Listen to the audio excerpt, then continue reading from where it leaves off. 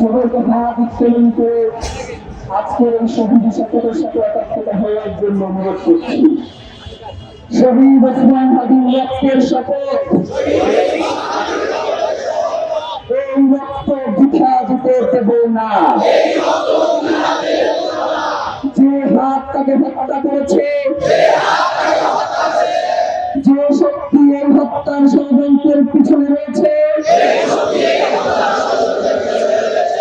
যে আধিপত্য এই দেশকে দাস বানাতে চায়,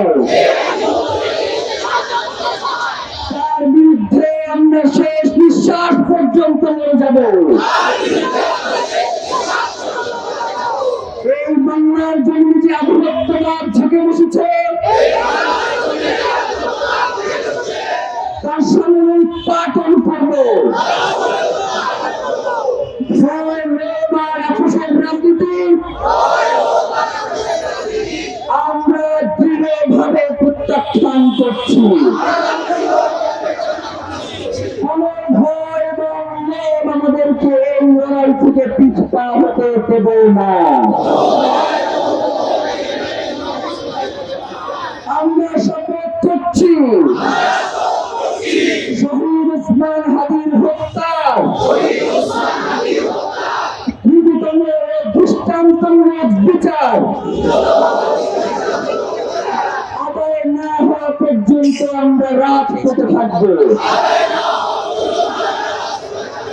লড়াইয়ে থাকবো, পিছু হটবো না, চুলো লড়বো না। আমরা শপথ করছি, শহীদ ওসমান হাদির স্বপ্নের ইনসাফ ভিত্তিক সার্বভৌম মর্যাদাশীল একটি নতুন বাংলাদেশ করব, যেখানে শাসক জনগণের কাছে জবাবদিহি করবে, বিচার নিশ্চিত করবে, হত্যা বন্ধ করবে। এই শপথের ব্যত্যয় ঘটানোর চেয়ে মৃত্যু আমাদের কাছে সহজ হোক। শাহাদাতের তামান্না নিয়ে আমরা বেঁচে থাকতে চাই, কারণ রক্তের উপরে দাঁড়িয়ে নিরাপত্তা মানে বিশ্বাসঘাতকতা। শহীদ ওসমান হাদি হত্যার বিচার না হওয়া পর্যন্ত,